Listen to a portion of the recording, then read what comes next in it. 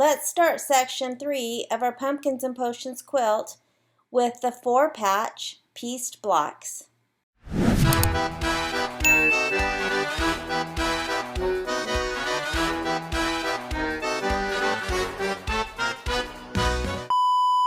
It's time to start section 3 with our 4-patch pieced blocks on page 52.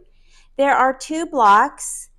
There are 4 pieces of material and they are not backed with interfacing since they are a pieced block, and I have the batting. Let's get started. I will select embroidery and go to my USB, and I will open the embroidery files folder. I will choose the 4-patch template, set. I already have my 5x7 in my machine and attached, and I do have again my stabilizer off to the side.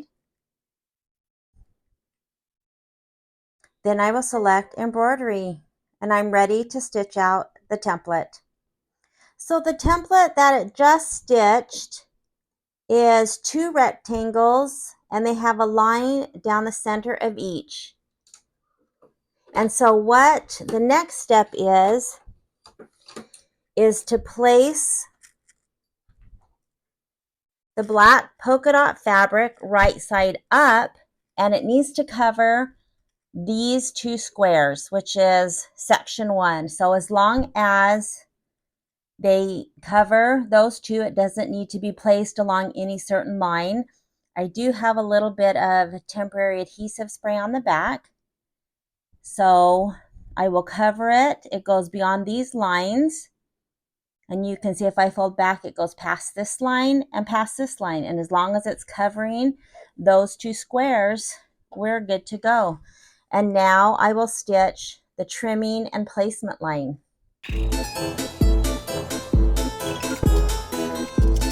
Now this line that it just stitched, again, is a trimming and placement line. So I need to trim right next to this line and get this little excess off. And then I will place the next piece of fabric.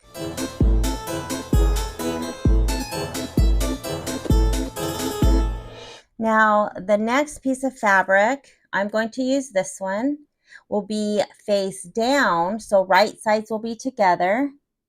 And it says to place right along this placement line. Again, similar to the flying geese, because this is a darker fabric and now I have white fabric, I'm going to push this a little bit farther past that to line up with the actual fabric so that that doesn't shadow through. You can tape it if you want, and then we will run the tack down line. Now I will flip the fabric, and this can be taken to a mini iron and you can press it. I put a little bit of adhesive spray and I am just going to really give it a good fingernail press. Try to get that to lay flat. I am going to add a couple of pieces of tape just to hold that as flat as I can.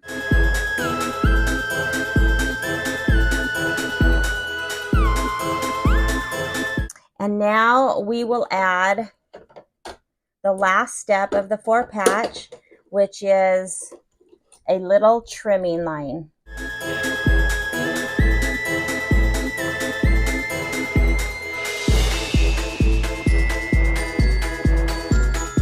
Now this block, the first part, is done. I will take this out of the hoop and do the second block with the other 2 pieces of fabric. And look, I have some orange glitter here from when we did our potion bottles. Not sure I'll ever get rid of that glitter. All right, let's continue.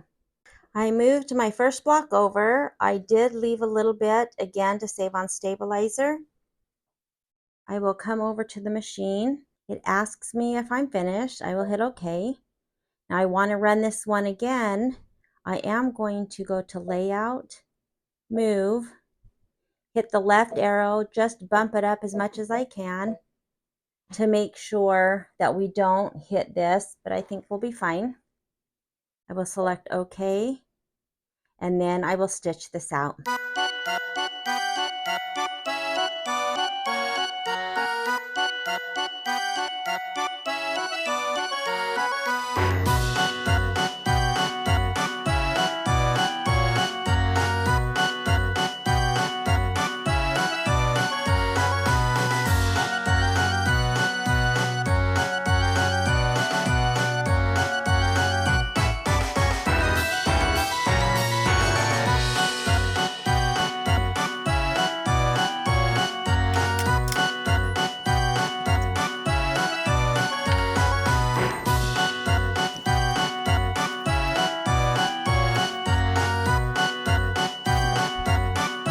So now that I've pressed these, I need to trim them up so we can make them into the 4-patch.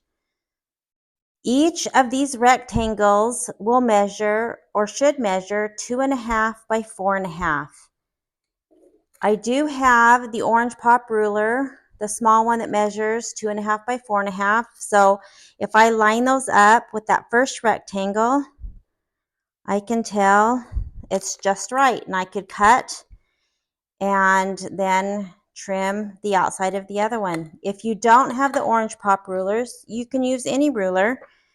I will line this up in this top corner where the seams are, or the tack down is, and I can see, I'll move it down a little bit. So I have this right side lined up with this outside edge, and the 2.5 inch lines up right with this center tack down. So I know it's 2.5 inches wide. If I move it up all the way to the top, my little ruler is 4.5 inch square. I can tell it's at the top, and then it lines up right with the bottom.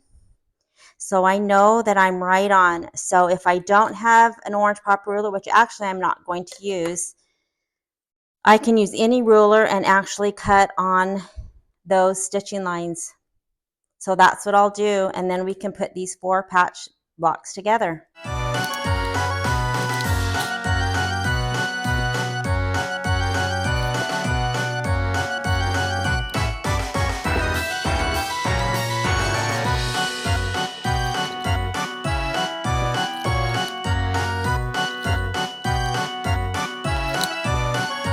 So I'm at my regular sewing machine. I have both of the blocks cut, and now I need to put them together. So I need one of each to make the block.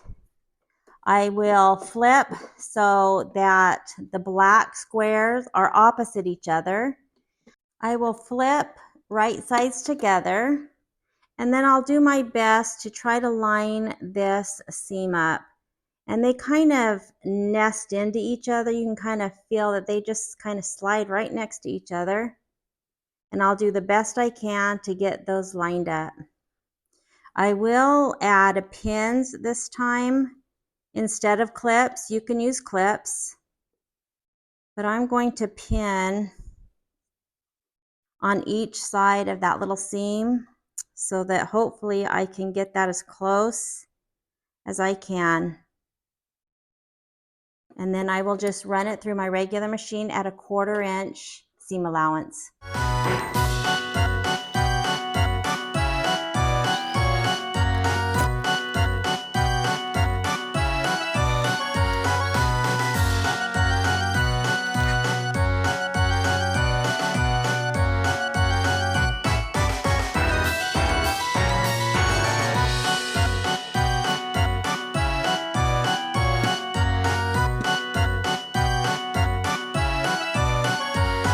Here are the 4 patch squares, and you can tell I'm not perfect. I have a little bit hanging off on this side. Same with here. I'm going to do my best to get these in, but I think they'll be okay. Our next step is to go ahead and add the batting and quilting on top. So let's finish these out. So we're done with the 4 patch. I will select home. It will ask if I want to cancel. I will select OK. I will go to embroidery, back to the USB, and this time I will open the quilting bundle. This design, or these 4 patch blocks, use the Halloween 10, and they need the 4x4 size. And I will hit set. I'm still on my 5x7 hoop, and hit embroidery. And now we'll run the first placement line for our batting.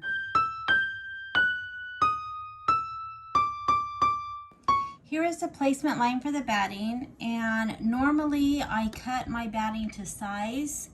This time, however, I'm going to follow the directions. That's always a good thing.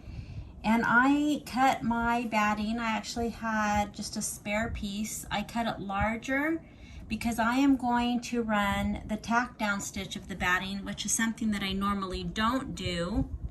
But because the 4 patch is exactly the size of the square that it will end up being, I really don't want both the batting and the fabric not to be tacked down before I do the quilting. So I am going to tack down the batting. I will make sure that I have a little bit hanging off of each side, and I will run the tack down.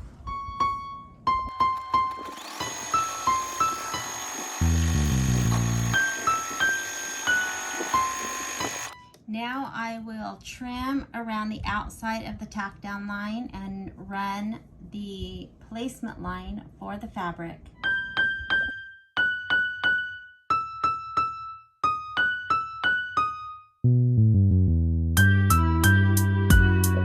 So now I need to take my 4 patch that is pretty much, should be exactly the same size. Mine is a hair small, but that's okay.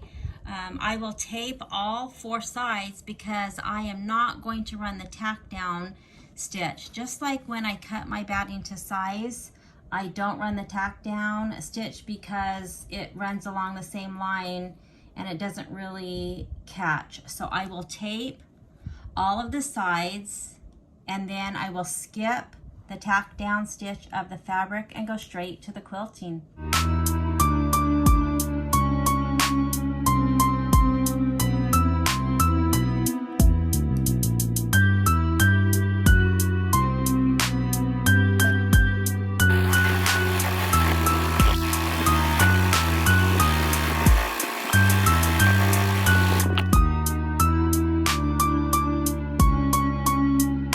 Now I will select OK when it says it's finished embroidering. Now I'm back to the same background quilting, so I can do the second square.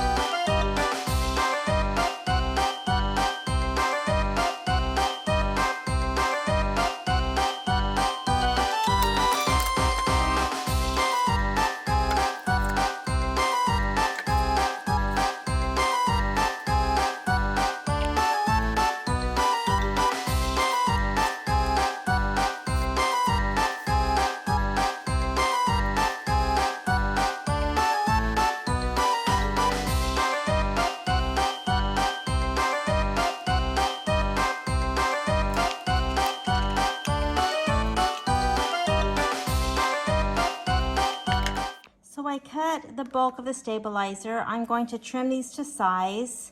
I have a 4.5 inch, there's the 4.5 by 4.5 inch ruler, square ruler, and that's what these blocks should measure. I was a tiny bit short, so I am just going to do the best I can to center this ruler over the block. And if, let's say I'm a little bit short, I'm going to trim the stabilizer. I am not trimming along the fabric because I am just a tiny bit short.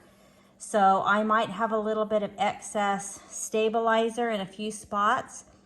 So that's okay. So when I go to sew this to the block next to it, I will use the edge of the stabilizer because that will be cut exactly 4.5 to 4.5.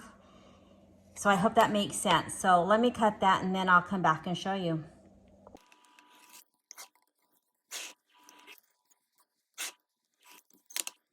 So here you can see I have a little bit of stabilizer that is past the fabric. And that's because my block was a little bit short. It kind of pulled in when it quilted. And remember, it was a tiny bit short when I cut them. So when I go to sew these blocks together with the block next to it, for example, let's say I'm going to sew it together with this, I'm not going to line up the edge of this block with the fabric because that will make it too short. I will line up the edge of the stabilizer. I'm using the stabilizer because it's cut exactly 4.5 by 4.5. I need to line up the top of the block it's going to be sewn to the top of the stabilizer and do a 1/4 inch seam. You won't see the stabilizer because there's just barely a tiny bit of amount showing, but I do want to line up the stabilizer with the block that I will sew it next to. And I hope that makes sense. I'll go over that when I'm ready to sew section 3 together. So let's finish the last block.